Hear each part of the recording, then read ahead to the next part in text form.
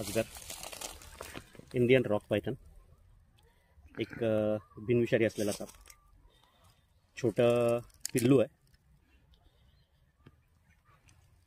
साधारण एक 5 महिन्याचं पिल्लू असावं, पूर्णपणे बिनविषारी असतो। जवळपास लांबी जी आहे ती 12-14 फुटापर्यंत ह्या सापाची सापडते। तोंडावर गुलाबी छटा,